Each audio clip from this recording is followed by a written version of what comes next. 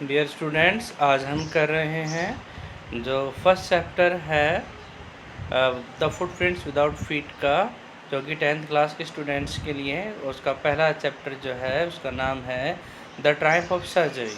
और the Triumph of surgery में मैंने आपको पहले बताया था कि मिसिस पम्फ्रे का एक पेट डॉग है, उसका नाम ट्रिकी होता है। ट्रिकी जो है वो बीमार हो जाता है। और बीमार क्यों हो जाता है? क्योंकि उसकी जो मालकिन है, जो उसकी ओनर है मिसिस पम्फ्रे, वो उसे बहुत सारा खाना खिलाती है, उसे चॉकलेट देती है, उसे हॉर्लिक्स देती है, ये मान करके कि कहीं ना कहीं वो मल न्यूट्रिशन का शिकार है। इस वजह से उसे बहुत सारा पैम्पर करती है, जिसके चलते जो ट्रिकी है वो ब्लोटेड सॉसेज जैसा हो जाता है और काफ़ी मोटा ताज़ा हो जाता है। वो उसे चला भी नहीं जाता और ढंग से वो सांस भी नहीं ले पाता है प्रॉपरली। इसी के चलते उसने जो मिसिस पम्फ्रे है, मिस्टर हीरियट, जो कि क्लास इस चैप्टर का नरेटर भी है, और इसके साथ साथ वो जो है एक डॉक्टर है और वेटनरी डॉक्टर है, तो उसको कॉल करती है मिसिस पम्फ्रे। मिस्टर हीरियट वहाँ जाता है, he looks at the dog tricky. The dog was badly he was panting on the rag, sitting on the rag। और उसने डिसाइड किया कि इसको ले जाना पड़ेगा उनके जो क्लिनिक है जिसका नाम सर्जरी था, वहाँ ले जाना पड़ेगा। और जब वहाँ ले गया तो उसके बाद में उसका इलाज स्टार्ट कर दिया, बिना किसी मेडिसिन के उसका इलाज स्टार्ट कर दिया।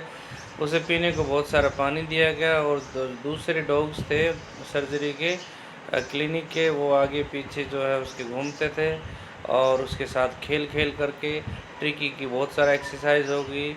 और तीसरे दिन उसने भोजन में इंटरेस्ट लिया, उसने थोड़ा बहुत खाना खाया। इस प्रकार से उसकी रिकवरी बहुत फास्ट हो रही थी। और मिसिस पम्फ्रे को डॉक्टर ने बताया कि उसकी हालत जो है वो धीरे धीरे सुधर रही है and now he is out of danger. Mrs Pomfrey जो है बहुत खुश होती है और इसी हैप्पीनेस के चलते वो ट्रिकी की गुड हेल्थ के लिए फ्रेश एग्स भेजती है और वाइन भेजती है, जिसका कि जो नरेटर है कहानी का, यानी कि मिस्टर हीरियट और उसका जो साथी है, वो खूब जो है अंडे खाते हैं और शराब पीते हैं। उनका हर दिन जो था वो एक सेरेमनी की तरह बीत रहा था। इसके आगे हम पढ़ रहे हैं यहाँ पर, तो let's start. We could hardly believe it when the brandy came to put a final edge on Tricky's constitution. We could hardly believe, हम बड़ी मुश्किल से विश्वास कर सकते थे जब ब्रांडी आई। किसके लिए? ट्रिकी के कॉन्स्टिट्यूशन के लिए। कॉन्स्टिट्यूशन का मतलब होता है यहाँ पर बिल्डअप, ट्रिकी के गुड हेल्थ को बिल्डअप करने के लिए। आखिरकार जब ब्रांडी आई तो फाइनल जो है वो बिल्कुल फाइनल स्टेज थे उनके लिए, फाइनल एज, यानी कि बस वो जो रही सही कसर थी वो पूरी हो गई ब्रांडी के आने से। पहले वो अंडे खा रहे थे, वाइन पी रहे, और जब ब्रांडी आई तो उसके बाद मोर भी ज़्यादा चार चंद लग गए। For a few nights the fine spirit was rolled around, inhaled and reverently drunk. और कुछ रातों तक, फ्यू नाइट्स के लिए दौरान जो है वो छक कर के शराब पीते हैं और बड़े ही इधर उधर घूमते हैं, यानी कि मौज मस्ती करते हैं। They were days of deep content, starting well with the extra egg in the morning, improved and sustained by the midday wine, and finishing luxuriously round the fire with the brandy। Narrator Mister Herriot कहता है कि वो दिन जो थे वो बड़े ही बहुत अत्यधिक संतुष्टि वाले दिन थे। कंटेंट का मतलब सेटिस्फेक्शन से है, डीप का मतलब गहरे गहरे संतुष्टि वाले दिन थे। Starting well with the extra egg in the morning की शुरुआत होती है एक्स्ट्रा एग के साथ में, improved and sustain by the mid day wine, और इसके साथ में ही जो है इसी को आगे मेंटेन किया जाता है मिड डे वाइन के द्वारा, दोपहर के समय वाइन, और आखिरकार लग्जरियसली जो है ये भोजन पूरा होता रात के समय आग के पास बैठ कर के ब्रांडी पी कर के।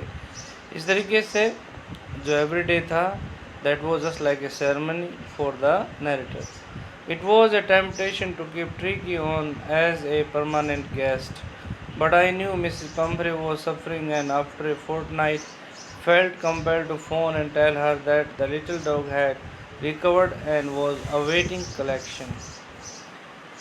नरेटर कहता है कि ट्रिकी को क्लिनिक में रखना एक परमानेंट गेस्ट के रूप में एक बिल्कुल लालच वाला काम था। कहने का मतलब वो भेजना नहीं चाहता था उसे वापस, लेकिन भेजना तो पड़ेगा। लेकिन कहता है कि वो पम्फ्री को, मिसिस पम्फ्री को अच्छे से जानता था, क्योंकि वो बहुत ज़्यादा पिछले फोर्टनाइट से for the 15 days, last 15 days she must be suffering a lot just because of separation of her pet dog Tricki. तो and felt compel to phone, और आखिरकार जो है मजबूर होकर के, कंपेल का मतलब फोर्स होना, फोर्स्ड होना। आखिरकार नरेटर ने फ़ोन किया मिसिस पम्फ्रे को, उसे बताया लिटिल डॉग के बारे में, और उसे बताया कि फुली रिकवर हो चुका है और आप कभी भी आकर के इसे ले जा सकते हैं। Within minutes about 30 feet of gleaming black metal Drew up outside the surgery.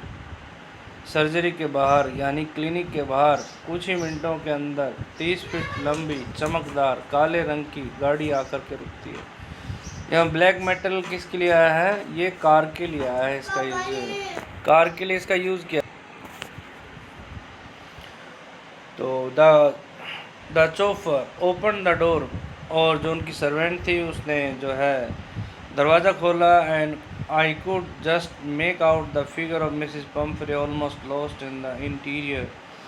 Her hands were tightly clasped in front of her lips trembled. Oh Mister Herriot, do tell me the truth, is he really better? और जब दरवाज़ा खोला तो आई could just, यानी कि जो narrator है वो मिसिस पम्फ्रे को देख सकता था, जो कि वहाँ पर कार के अंदर बैठी हुई थी, और उसने अपने हाथों को अपने सामने बिल्कुल क्लैप्स किया हुआ था। उसके होंठ धीरे से जो है कपकपाते हैं, और वो बोलती है, मिस्टर हीरियट, क्या ये सच बात है? मुझे सच बताओ, क्या वो बहुत अच्छा है, पहले से अच्छा है? Yes, he is fine, there is no need for you to get out of the car, I will go and fetch him. हाँ, यस। तो नरेटर ने कहा कि हाँ बहुत अच्छा है, और तुम्हें कार से बाहर आने की ज़रूरत नहीं है, मैं अभी जा कर के उसे लेके आता हूँ। यहाँ फैच का मतलब होता है लेके आना। I walk through the house into the garden. Narrator garden में पहुँचा, घर में से होते हुए। A mass of dogs was hurtling round and round the lawn, and in their midst, ears flapping, tail waving, was the little golden figure of Triggy. मास का मतलब होता है यहाँ पर झुंड से है, पैक ऑफ डॉग्स। वहाँ पर कुत्तों का एक झुंड जो है वहाँ पर जो है घूम रहा था लान के अंदर, और उनके बीच में अपने कानों को फड़फड़ाता हुआ, पूँछ को हिलाता हुआ, छोटे से गोल्डन कलर का ट्री के बैठा हुआ था। इन 2 weeks he had been transformed into a lithe, hard muscled animal. lithe का मतलब होता है फ्लेक्सिबल। वो एक फ्लेक्सिबल और मजबूत मसल वाला जानवर बन चुका था, ट्रांसफॉर्म हो गया था, परिवर्तित हो गया था, चेंज हो गया था। He was keeping up well with the pack. Pack का मतलब होता है झुंड, और वो झुंड के साथ में जो है बहुत अच्छा कर रहा था। Stretching out in great bounds, ये chest almost brushing the ground. और वो कहता है कि काफ़ी अच्छे अच्छे जंप करता था, बहुत अधिक अच्छे से bounds, great bounds. His chest almost brushing the ground, और जो है उसकी चेस्ट उस समय जंप करते समय लगभग ग्राउंड को टच करती थी। I carried him back along the passage to the front of the house. Narrator जो है ट्रिकी को बाहर लेके आया, घर के सामने लेके आया। The chauffeur was still holding the car door open, and when Tricki saw his mistress, तो अभी भी जो मेड थी वो दरवाजे को, कार के दरवाजे खोल करके पकड़ी हुई थी। और जब ट्रिकी ने देखा, I walked through the house into the garden. A mass of dogs was hurtling round and round. तो ये तो हमने पहले ही कर चुके हैं यहाँ से। तो जो है डॉग्स का जो ग्रुप था, झुंड था, उनके बीच में ये ट्रिकी बैठा हुआ था, और उसे जो नरेटर है वो उसे लेके आता है घर के दरवाजे तक, सामने तक। The chauffeur was still holding the car door open, and when Tricki saw in stress, और आप देख सकते हैं कि Mrs Pumphrey sitting in the car, and Mr. Hewitt standing in front of her, and Tricky is looking at his mistress. तो इस तरीके से हम देख सकते हैं, mistress he took off from my arms in a tremendous leap and sailed into Mrs. Pumphrey's lap. तो जो ट्रिकी है, जब उसने अपनी मालकिन को देखा तो वो नरेटर के हाथ से नीचे गिर जाता है, यानी कि टुक ऑफ को मतलब वहाँ से उछल पड़ता है, वो जंप करता है वहाँ से। इन ए ट्रेमेंडस लीप, एक बहुत ज़ोर की छलांग लगाता है। And sailed into Mrs Pumphrey's lap, और सीधा मिसेस पम्फ्री की गोद में जा कर के वो कूद पड़ता है। She gave a startled ooh and then had to defend herself as he swarmed over her, licking her face and barking। और उसने हैरानी के साथ, स्टारलेट का मतलब सरप्राइज़ के साथ उसने कहा ओह, और फिर उसके बाद में उसे अपने आप को डिफेंड करना पड़ा, अपने आप को प्रोटेक्ट करना पड़ा, क्योंकि वो जो है अब उसके चारों ओर घिर गया, यानी कि जो ट्रिकी है उसने घेर लिया उसे, उसके फेस को लिक करने लगा और भौंकने लगा, out of excitement, out of happiness, because he looks at her. During the excitement, I helped the chauffeur to bring out the beds, toys, cushions, coats, and bowls, none of which had been used. As the car moved away, Mrs. Pumphrey leaned out of the window. Tears shone in her eyes. Her lips trembled. "Oh, Mr. Idiot," she cried, "how can I ever thank you? This is a triumph of surgery."